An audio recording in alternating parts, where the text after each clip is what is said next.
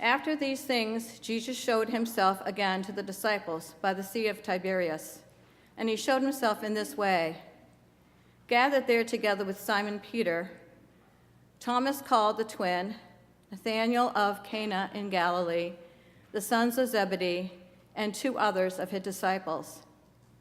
Simon Peter said to them, "I am going fishing." They said to him, "We will go with you." They went out and got into the boat, but that night they caught nothing. Just after daybreak, Jesus stood on the beach, but the disciples did not know that it was Jesus. Jesus said to them, "Children, you have no fish, have you?" They answered him, "No." He said to them, "Cast the net to the right side of the boat, and you will find some." So they cast it, and now they were not able to haul it in because there were so many fish.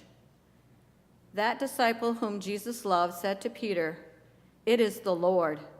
When Simon Peter heard that it was the Lord, he put on some clothes, for he was naked, and jumped into the sea.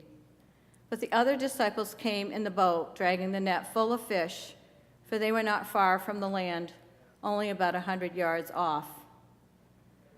When they had gone ashore, they saw a charcoal fire there with fish on it and bread. Jesus said to them, "Bring some of the fish that you have just caught." So Simon Peter went aboard and hauled the net ashore, full of large fish, 153 of them. And though there were so many, the net was not torn. Jesus said to them, "Come and have breakfast."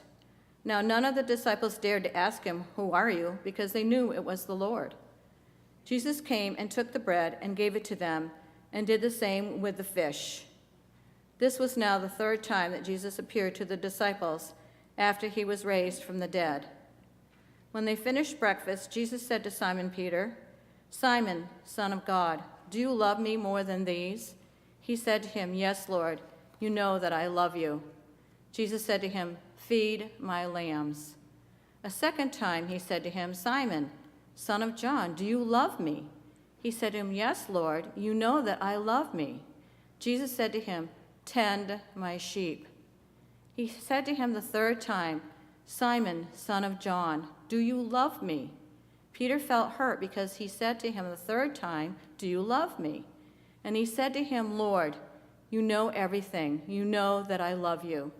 Jesus said to him, "Feed my sheep.